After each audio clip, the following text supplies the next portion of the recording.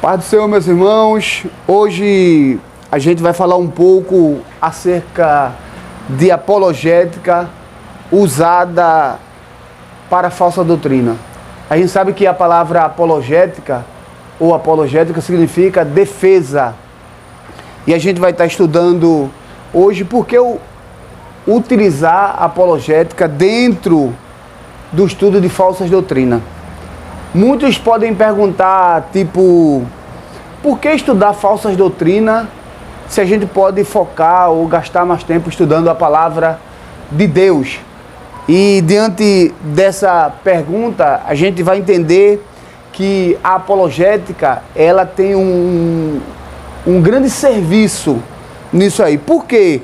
Porque enquanto muitas seitas hoje estão se multiplicando e estão caminhando pessoas, ou milhões de pessoas, para um caminho que diverge com o cristianismo, a gente vai ver a gente como cristão muitas vezes parado, sem ter nenhum tipo de defesa para isso. Então, dentro da apologética, o estudo das falsas doutrinas é algo que é essencial. Lembrando o que a gente estudou na aula passada. Existe uma lei maior, que é a Constituição Federal, que ela rege acerca das crenças, dos valores, direitos fundamentais. E a apologética, ela tem que ser usada nesse sentido aí, falsa doutrina, para o grupo, para fortalecer o grupo. É isso? Primeira coisa, a gente precisa diferenciar o que é seita e o que é uma heresia. Quando se faz essa pergunta, há uma dúvida muito grande, porque o que é uma seita? A gente não vai saber especificamente o que é seita. Por que esse nome seita? Por que o nome religião? Então, normalmente a gente a igreja está uma seita, mas o que é uma seita? Para que a gente possa entender, até Jesus, ele um tempo, em determinado momento, ele foi identificado como uma seita. Porque seita, na verdade, ela deriva da palavra latim, que quer dizer secta, que significa seguidor. Todas as vezes que um grupo diverge de um pensamento tradicional, um grupo segue um pensamento que não é o tradicional do grupo, então isso aí é uma seita, é um grupo de seguidores.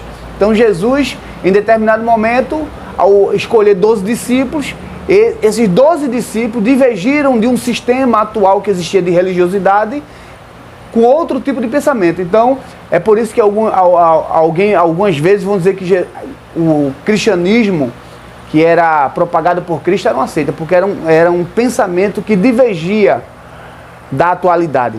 Então, o que é seita? Seita, a palavra seita deriva do latim, que quer dizer secta, que significa seguidor. Então, quando um grupo passa a divergir do pensamento tradicional, ali é uma seita, são seguidores. Então, o filósofo Francisco Porfírio, ele fala isso com mais exatidão. Ele também fala acerca de religião, e a palavra religião, ela tem uma dúbia tradução. No latim também, ela pode ser tanto religar como reutilizar. Então, a palavra religar é a mais convincente ou a mais usada, mais aplausível. E o que é religar? Se a gente fizer uma busca bem simples no dicionário, lembrando que quando eu falo de busca simples pelo dicionário, estou falando do Google. Um dicionário básico, não é um dicionário bíblico. Dicionário bíblico a gente vai ganhar concernente ao conteúdo de informação, mas uma pesquisa bem rápida. O que é religar é ligar novamente, atar, ligar novamente com segurança. Então, qual é o objetivo da religião? A ideia da religião é religar o homem a Deus. Então, qual a ideia central? É que o homem, pelo pecado, ele se separou de Deus. E a religião existe para fazer essa ligação novamente do homem com Deus. Por isso que religião, no latim, significa reeleger ou religar, mas mais usado a palavra religar, que é ligar novamente, atar novamente ou ligar novamente com segurança. Então, diante disso, por que estudar as falsas doutrinas? Veja que muitas pessoas têm um pensamento divergente, porque acham que isso é uma perca de tempo, a gente deveria gastar mais tempo lendo a Bíblia. Mas quando a gente lê a própria Bíblia, a Bíblia vai me ensinar a ter um posicionamento diante de falsas doutrinas, falsos seguidores.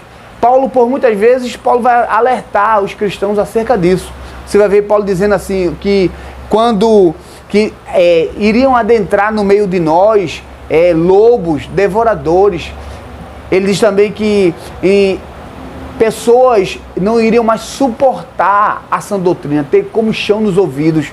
Então, você vê Paulo falando sempre isso. Então, a própria Bíblia, ela me adverte a ter um posicionamento diante de informações divergentes ao que nós cremos, ao que a Bíblia ela fala. Então, eu quero citar pelo menos 4 itens para responder por que nós devemos estudar as falsas doutrinas. Eu queria que você já tivesse aí com caneta, papel na mão, Bíblia aberta, para a gente estar estudando. Primeiro, por que estudar as falsas doutrinas? Primeiro, por causa da defesa própria. Veja o que diz na página 14 da sua apostila. Abra a sua apostila na página 14. Veja o que diz. Várias entidades religiosas treinam seus adeptos para ir porta a porta à procura de novos adeptos. Alguns são especializadas em trabalhar com o evangélico, principalmente os novos convertidos. E eu quero abrir um parênteses aqui e falar uma experiência que eu tive. Quando eu era adolescente, eu estava num domingo, aqui foi um domingo, sábado em casa, e a gente recebeu alguns irmãos nossos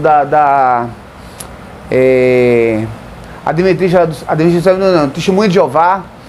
E eles começaram a conversar acerca da Bíblia, uma conversa bem agradável, só que em determinado momento ele disse assim a mim, eu adolescente, 14, 15 anos, estava eu e alguns primos meus, e ele disse assim, a palavra trindade não existe na Bíblia, ele disse. Aí não, a palavra trindade existe. Aí ele disse, mostra na Bíblia onde tem a palavra trindade. Então veja, eu como novo convertido, eu fiquei numa situação em que eu não soube responder. Então veja, eles são preparados para ir de porta a porta e principalmente alguns tipos de doutrinas que a gente considera pseudo. Essas doutrinas, essas pessoas, elas são focadas em trabalhar em cima de cristãos novos convertidos. Entende? Então, veja a situação. Eu fiquei numa situação que eu não sabia responder, porque, na verdade, a palavra trindade não tem na Bíblia. A palavra trindade significa falando acerca de 3 deuses, num só. Mas a palavra em si, trindade, a gente não encontra essa palavra na Bíblia. Então, primeiro, por que eu vou estudar as falsas doutrinas? Para minha própria defesa. Né? Porque quando eu tiver numa situação em que eu precisar responder perguntas que divergem ao que nós cremos, a apologética, a defesa da nossa fé, estudando as falsas doutrinas ou as pseudo-doutrinas, a gente vai fortalecer o nosso convívio cristão. Então, primeiro, para que estudar as falsas doutrinas? Para a defesa própria. Segundo, para a proteção do rebanho. A pior coisa que existe hoje é você ter algum pastor ou alguém com ação pastoral e ele não tem um conhecimento das falsas doutrinas. Então, dessa forma, ele não tem como proteger o rebanho. Veja o que diz aí na página 14 da sua apostila. Diz assim, um rebanho bem alimentado não dará problemas. Devemos investir tempo e recursos na preparação de membros da igreja, que se dá pelas escolas bíblicas dominicais, como também um curso mais aprofundado do batismo. A gente vê que algumas igrejas hoje nem a necessidade de concluir o discipulado tem, porque as pessoas novas convertidas já vão sendo as águas batem mais, e é um problema tão sério, e eu quero deixar até essa reflexão aí. Se você perguntar o que é o batismo, você vai ver que pessoas têm dificuldade de responder isso aí. Por quê? Porque a gente não tem uma instrução sólida para o batismo nas águas. A gente tem uma instrução, e eu falo isso com muita tristeza, que a ideia maior é concluir, adquirir número de pessoas. Então, quanto mais batismo, quanto mais relatório tiver, é bom. Mas o ideal é que a gente pudéssemos investir em escola bíblica dominical, investir em estudos bíblicos, ensinamento acerca para ser batizado, entendeu? Cultos de doutrinas, ensinamento da palavra e assim sucessivamente. Então, primeiro, para que estudar as falsas doutrinas? Para a defesa própria, não se esqueça disso não. Segundo, para a proteção do rebanho. Terceiro, para a evangelização. Veja, a página 14 diz assim, ó: o fato de conhecermos o erro em que se encontram os sectários. Sectário é aqueles que são relativos a seitas. Mesmo a gente compreendendo, conhecendo o erro do sectário, nos ajuda a apresentar informações melhor para essas pessoas. Então, toda vez que eu estudo uma doutrina falsa, eu tenho um respaldo para orientar essas pessoas. Veja o que diz aí, ó. Entre eles se encontram muitas pessoas sinceras que precisam de libertar e conhecer a palavra de Deus. O que é que está dizendo aqui na apostila? A evangelização, ela tende a fortalecer de forma a ajudar pessoas que muitas vezes estão nessas doutrinas, nessas pseudo-doutrinas, nessas falsas doutrinas, porém não estão de má fé. Como é que eu posso usar uma palavra melhor? Não estão, estão lá porque por falta de conhecimento, por falta de ler a Bíblia. A Bíblia vai dizer assim: nós erramos não conhecendo a Deus, não conhecendo o poder de Deus, não conhecendo as Escrituras. Paulo vai dizer que tinha um grupo que todas as vezes que ele falava, esse grupo, ele examinava as Escrituras. E Paulo vai dizer, esses são os mais nobres. Então, por falta de conhecimento, a gente vai padecendo. Por falta de conhecimento, a gente vai vivendo uma vida medíocre, mediana. Então, a evangelização é uma área em que as pessoas que vão a campo, principalmente a campo de evangelização, precisam ter conhecimento das falsas doutrinas, porque dessa forma vai poder ajudar bastante as pessoas. E quarto e último, que foi separado aí, página número 15, por que estudar falsas doutrinas? Para as missões. Porque a gente pensa assim, desempenhar um trabalho de missões é só ir e falar da palavra de Deus. Só ir e evangelizar. Não. Ele requer, o trabalho de missões requer mais do que um deslocamento. Porque missões a gente faz dentro da nossa casa, missões a gente faz dentro da nossa vizinhança. Mas missões ele requer mais do que isso. Para você fazer missões, você precisa conhecer a cultura, você precisa conhecer a religião, você precisa conhecer a área que você vai atuar como missões. Então, o estudo das falsas doutrinas vai ajudar bastante na área de missões. Porque cada terreno tem uma cultura específica, tem uma religiosidade nativa daquele lugar. Então, toda vez que a gente estuda essas falsas doutrinas, a gente consegue ter um desempenho melhor de evangelização. Então, muitas pessoas vão dizer, para que está estudando falsas doutrinas? Lembrando que a gente está estudando a disciplina de apologética. E apologética é uma defesa. Quando a gente estuda falsa doutrina, a gente não estuda para segui-la, a gente estuda para fazer uma apologia contra ela. Tá vendo? Para fazer uma defesa do que nós acreditamos. Então, diante das falsas doutrinas, é necessário, eu digo até que é essencial a gente estudar as falsas doutrinas. Observe também, a gente viu na aula passada acerca da fé cega. e também do Cristo da história e do Cristo da fé. Só para a gente rever esse assunto aí. Então, um dos questionamentos que é feito bastante é, as pessoas olham para a gente. Se você observar, esse assunto está na página...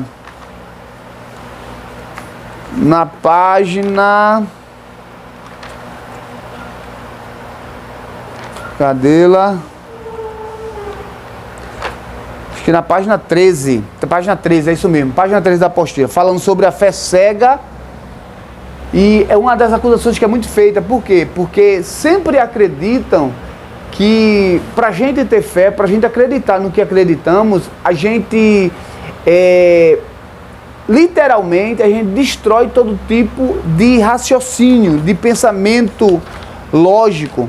E uma pergunta que a gente faz é simples. Será que para a gente nos tornarmos cristãos, a gente precisa cometer um suicídio intelectual? Porque a ideia de que tem acerca do cristianismo, dos cristãos, é que a gente suicidou a parte do raciocínio intelectual. Porque eles dizem que a nossa fé é cega. A gente não usa a razão. Mas quando a gente vai para a Bíblia é a primeira a nos orientar que nada pode ser feito sem conhecimento. Veja o que diz Mateus 22, 37. Ele diz assim, ó, amarás o Senhor teu Deus de todo o teu coração, de toda a tua alma e de todo o teu entendimento. Se você puder, sublinha aí a palavra entendimento. Porque para amar a Deus não pode ser só a emoção, não. Eu tenho que entender porque eu amo a Deus. É o que Paulo disse. Rogo pela misericórdia de Deus que apresentei o vosso corpo como sacrifício vivo. Aí ele vai dizer, não se conformando com este mundo. Aí no final ele diz assim, porque isto é o vosso culto racional. Nosso culto não é irracional, não é de emoções. Nosso culto tem que ser racional. Em 2 Timóteo, capítulo 1, verso de número 12, Paulo escrevendo vai dizer, eu sei em quem eu tenho crido. Ou seja, o eu sei aí é conhecimento. Não é uma loucura, uma emoção, não. Paulo está dizendo assim, eu tô crendo em Deus, mas eu sei porque eu estou crendo nele. Volte para Mateus capítulo 22, verso 29. Veja o que ele diz, a gente citou já esse versículo. Errais não conhecendo as Escrituras, nem o poder de Deus. Veja o que Cristo está falando. Vocês estão errando porque vocês não estão conhecendo. Veja que não tem nada a ver com emoção. A Bíblia me chama sempre ao conhecimento. João 8,32, bem conhecido. Conhecereis a verdade e a verdade vos libertará. Só há libertação se também tiver conhecimento. Não tem nada de emoção. É por isso que, defendendo essa ideia, essa acusação que nos fazem de fé cega, dizem que nós temos uma fé que suicida o intelecto, a gente vai encontrar vários textos bíblicos que não permite que a gente suicide o intelectual. A razão sempre vai fortalecer o que nós cremos. E diante desse texto aí, a gente vai encontrar dentro da apologética o Cristo da fé e o Cristo da história. Então, outra acusação que é feita é que eles dizem assim, a gente faz separação do Cristo da fé com o Cristo da história. Em outras palavras, para ficar mais conhecido, o que nós cremos não se sustenta através da história.